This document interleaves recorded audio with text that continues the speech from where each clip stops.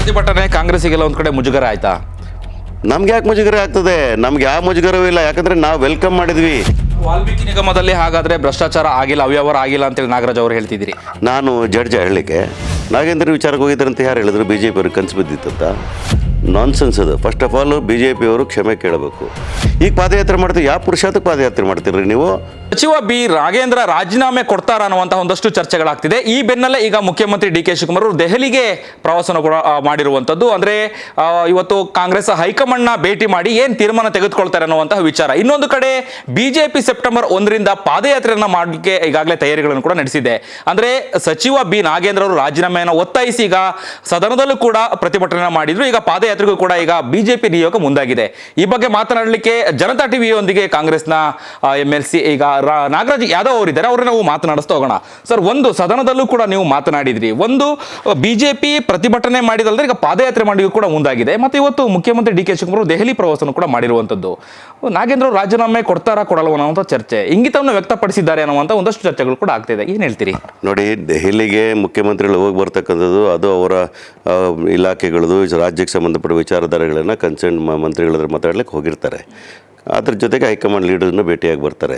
ನಾಗೇಂದ್ರ ವಿಚಾರಕ್ಕೆ ಹೋಗಿದ್ದಾರಂತ ಯಾರು ಹೇಳಿದ್ರು? ಬಿ ಜೆ ಪಿಯವ್ರಿಗೆ ಕನಸು ಬಿದ್ದಿತ್ತಂತ. ನಾನ್ಸೆನ್ಸ್ ಅದು. First of all B J ಪಿಯವರು ಕ್ಷಮೆ ಕೇಳಬೇಕು. ತೆರಿಗೆ ಹಣದಲ್ಲಿ ನಾವು ಅಧಿವೇಶನವನ್ನು ನಡೆಸಿದಾಗ ಅದರಲ್ಲಿ ಭಾಗವಹಿಸಿ ಒಂದು ನೋಟಿಸ್ ಕೊಟ್ಟು ಚರ್ಚೆ ಮಾಡಬೇಕು.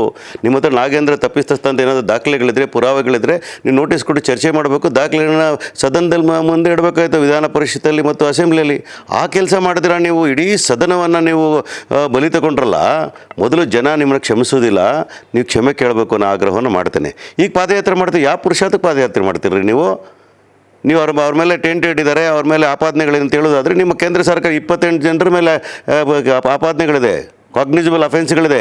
ಕರ್ನಾಟಕ ರಾಜ್ಯದಿಂದ ಆಯ್ಕೆಯಾಗಿದ್ದ ಮಂತ್ರಿಗಳ ಮೇಲೆ ಇದೆ ಕೇಂದ್ರ ಸರ್ಕಾರದಲ್ಲಿ. ಅವ್ರನ್ನೆಲ್ಲ ರಾಜೀನಾಮೆ ತಗೊಳ್ತೀರಾ? ಏನು ಮಾತಾಡ್ತೀರಿ ನೀವು?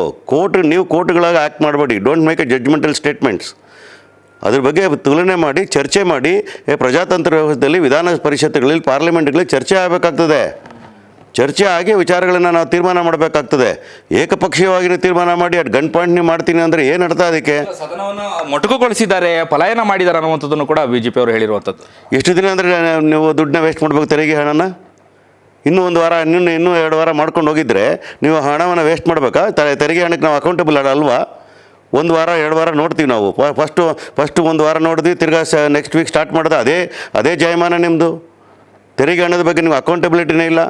ನಾವು ಗೊತ್ತು, ನಾವು ಪ್ರಜ್ಞಾವಂತಿದ್ದು ಆಡಳಿತ ಪಕ್ಷದಲ್ಲಿ ಇರ್ತಕ್ಕಂಥವ್ರು ಇದಕ್ಕೆ ಕಡಿವಾಣ ಹಾಕ್ಬೇಕಾದ್ರೆ ನಮ್ಮ ಜವಾಬ್ದಾರಿ. ಅದಕ್ಕೋಸ್ಕರ ಮಟ್ಟಿಗೆ ಅದನ್ನ ಕಡಿಮೆ ಮಾಡಿರ್ತಕ್ಕಂಥದ್ದು. ಪ್ರತಿಭಟನೆ ಕಾಂಗ್ರೆಸ್ಸಿಗೆಲ್ಲ ಒಂದು ಕಡೆ ಮುಜುಗರ ಆಯ್ತಾ? ನಮ್ಗೆ ಯಾಕೆ ಮುಜುಗರ ಆಗ್ತದೆ? ನಮ್ಗೆ ಯಾವ ಮುಜುಗರವೂ ಇಲ್ಲ, ಯಾಕಂದರೆ ನಾವು ವೆಲ್ಕಮ್ ಮಾಡಿದ್ವಿ.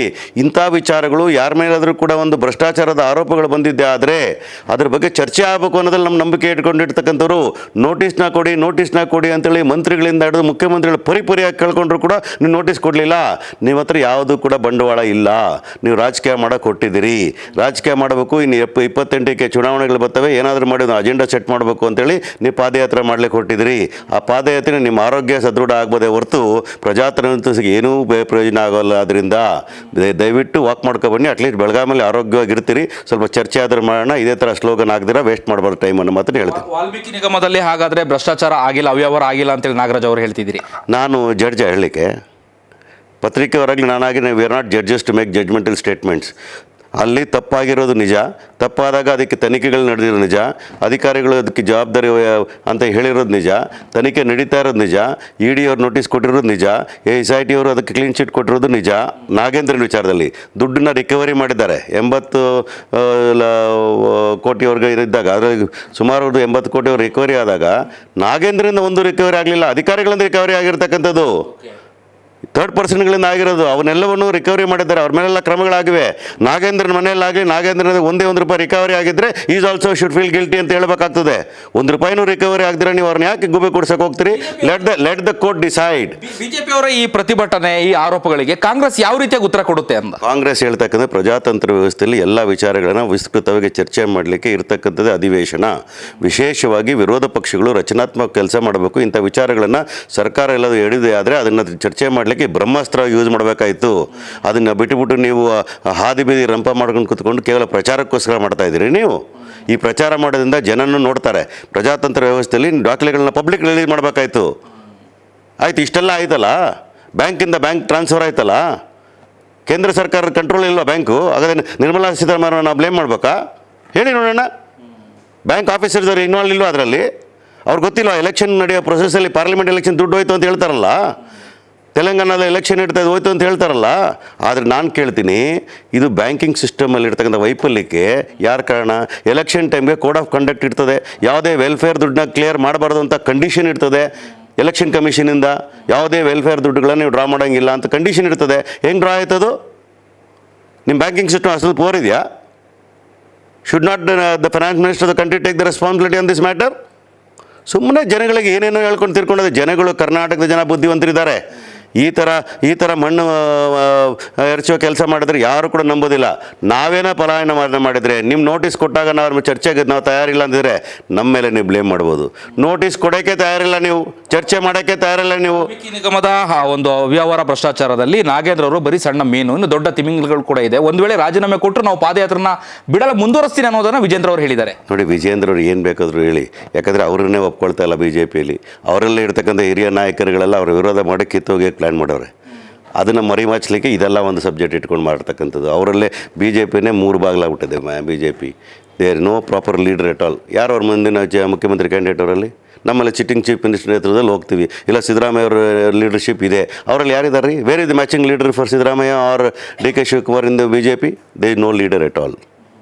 ಸುಮ್ಮನೆ ಅವ್ರು ಏನೋ ಹಿಂಗೆ ಬಡ್ಕೊಂಡು ಸಾಯ್ತಾ ಇದ್ರೆ ಏನೂ ಆಗೋದಿಲ್ಲ. ಒಂದು ತಿಳ್ಕೋಬೇಕಾಗ್ತದೆ, ಪ್ರಜಾತಂತ್ರ ವ್ಯವಸ್ಥೆನ ನಾವು ಸದೃಢಗೊಳಿಸಬೇಕು.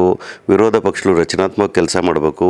ಯಾರ ಮೇಲಾದರೂ ಆಪಾದನೆ ಮಾಡಿದಾಗ, ಗುರುತರ ಆಪಾದನೆ ಮಾಡಿದಾಗ ಅದ್ರ ಬಗ್ಗೆ ವಿಶ್ಲೇಷಣೆಗಳಾಗಬೇಕಾಗ್ತದೆ, ಚರ್ಚೆ ಆಗಬೇಕಾಗ್ತದೆ. ಅದಕ್ಕೆ ಪೂರಕವಾದ ದಾಖಲೆಗಳನ್ನು ಕೊಡಬೇಕಾಗಿರ್ತಕ್ಕಂಥ ಆಪಾದನೆ ಮಾಡ್ತಕ್ಕಂಥ ವ್ಯಕ್ತಿಯ ಕರ್ತವ್ಯ. ನೀವು ಅದು ಯಾವುದೂ ಮಾಡಿದಿರಾ ರಾಜಕೀಯ ಮಾಡ್ತೀನಿ ಅನ್ನೋದ್ರೆ ಏನು ಮಾಡ್ಬೇಕು ನಾವು? ನಿಮ್ಗೆ ಹೇಳಿ, ಇದೆಷ್ಟು ಸಣ್ಣತನವನ್ನು ತೋರಿಸ್ತದೆ ಅಂತಂದರೆ, ರಾಜಕೀಯದಲ್ಲಿ ನಾವು ಇನ್ನೂ ಇದ್ದೀವಿ, ಈ ಬಲಿಷ್ಠವಾಗಿದ್ದ ಕಾಂಗ್ರೆಸ್ ಪಕ್ಷ ಎದುರಿಸ್ಲಿಕ್ಕೆ ನಾವು ಇದ್ದೀವಿ ಅಂತ ತೋರಿಸ್ಕೊಳ್ಳಿಕ್ಕೋಸ್ಕರ ನೀವು ಪಾದಯಾತ್ರೆ ಮಾಡಬೇಕಷ್ಟೇ. ಹೊಸದಾಗಿ ಸಚಿವರಾಗಿರುವಂತಹ ಸಂದರ್ಭ ಅಂತ ಸಂಪುಟದಲ್ಲಿ ಏನಾದರೂ ಬದಲಾವಣೆಗಳು ಆಗುತ್ತೆ, 3ರಿಂದ 5 ಜನ ಸಚಿವ ಸ್ಥಾನವನ್ನು ಅಂದರೆ ಬದಲಾವಣೆ ಮಾಡ್ತಾರೆ ಅನ್ನುವಂಥದ್ದನ್ನು ಚರ್ಚೆ ಆಗ್ತಿದೆ.